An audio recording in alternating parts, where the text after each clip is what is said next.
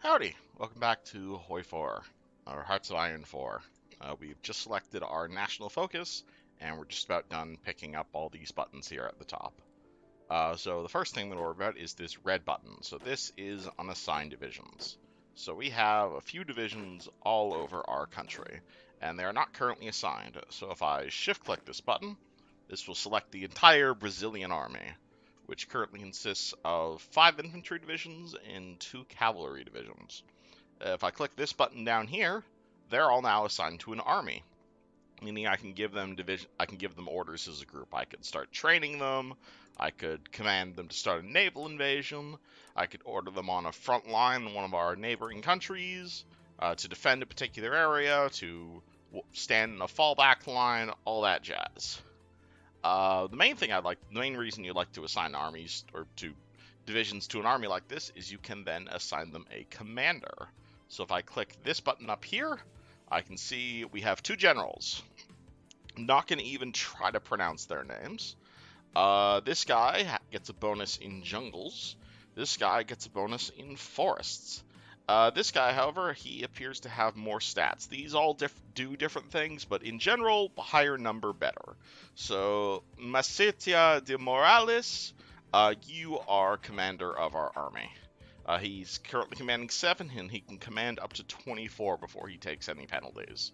We're not going to do anything with our army right now, but we are going to give them under this general right now.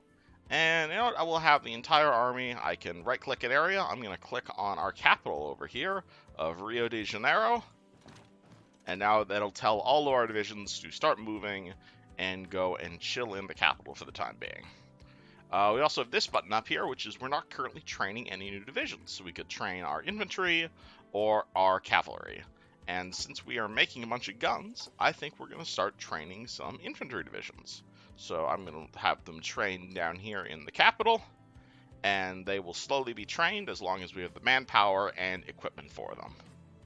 And this will flow in from our factories over time. Last button up here I'm worried about is trade. So in Brazil, we do not have a huge amount of resources. We have a little bit of aluminum, a little bit of steel, a fair bit of rubber, but not really a whole lot else. And we're producing guns and support equipment and submarines, and all these things cost steel. So we don't really have enough steel in our country to support all this production. So as a result, if I hover my mouse over here, it'll say we're currently taking around a 30% penalty to building these submarines because we don't have any steel, or we don't have enough steel. So what I can do is if I click this button or this button, it's the same thing, or this trade button up here, they all go to the same place. We can choose to trade people for our steel. So if I click steel, these are all the different countries that are currently exporting steel. So we can pick one of these countries, say the Soviet Union, and we can say how much steel do we want to buy. Because we're buying from the Soviets, we will need convoys to trade with them, but we have convoys, so we're good. Alternatively, we could trade with the United States, and since we are connected by land to the United States, it doesn't cost us any convoys. So yeah, sure, I'll say we're going to buy some steel from our friends in America. They have quite a lot for sale. We will buy 8, and it's an 8, and this is not just any resource. This applies to chromium, rubber, tungsten, whatever.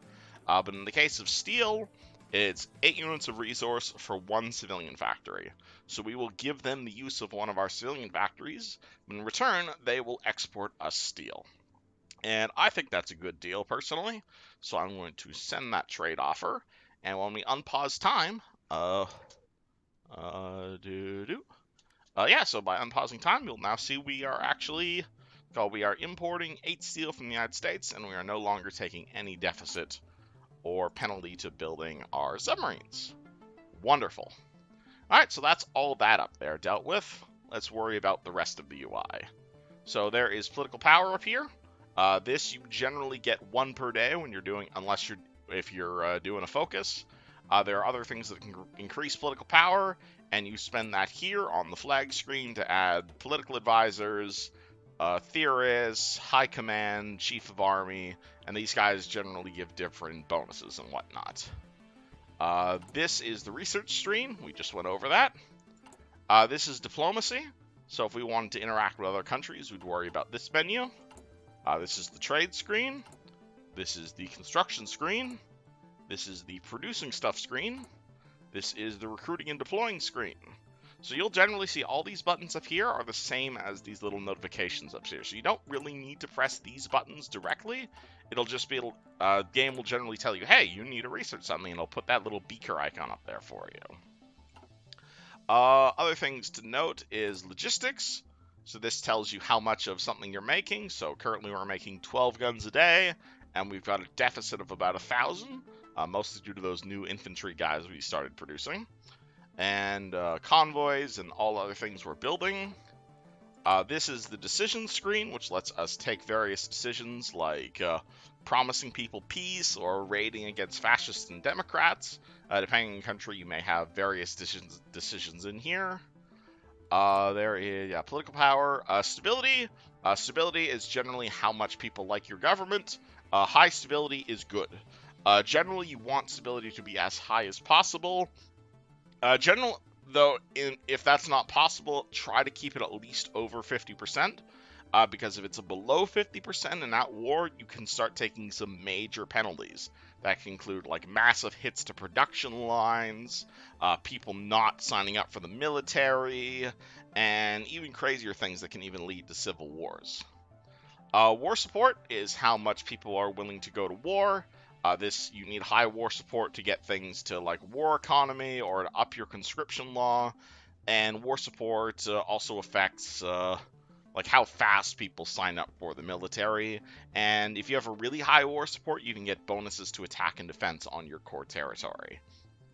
Manpower, this is how much people you have.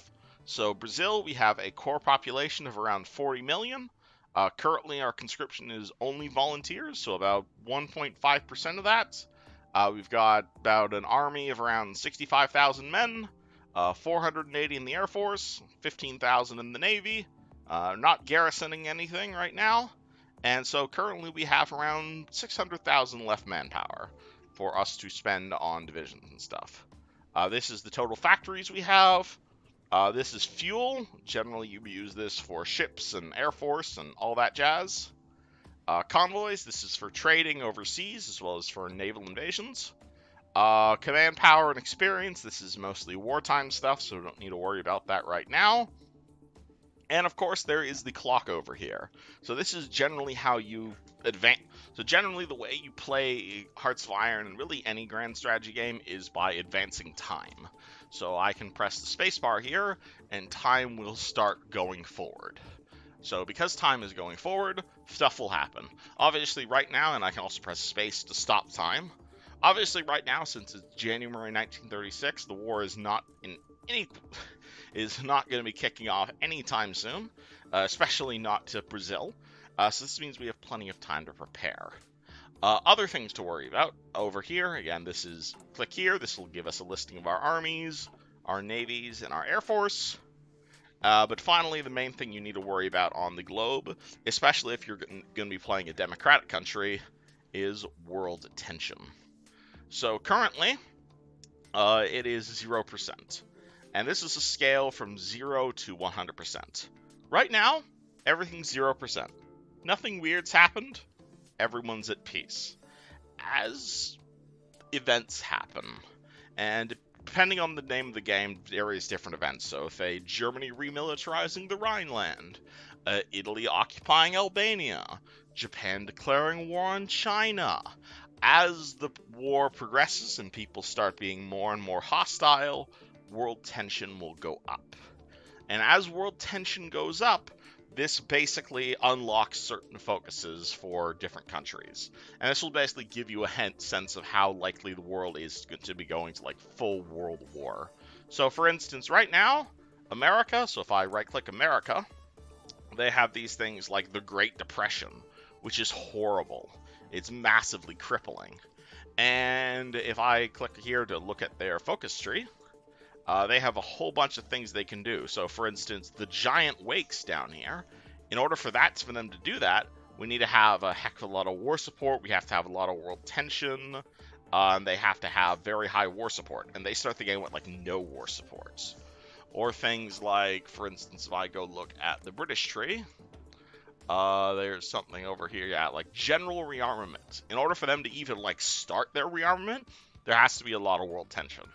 World tension also makes it faster to justify wars and raises war support for everyone globally. So basically, looking at the world tension meter over here, it'll generally, and oh, I just realized my face is over the world tension meter. I'm sorry. But yeah, generally looking at the world tension meter right there, that'll give you a sense of how likely everything is just ended this massive clusterfuck world war. Let me move my face like there-ish. Okay, there. That means now you can see the world tension meter. Cool. All right. Next episode, we'll go into actually playing as this country.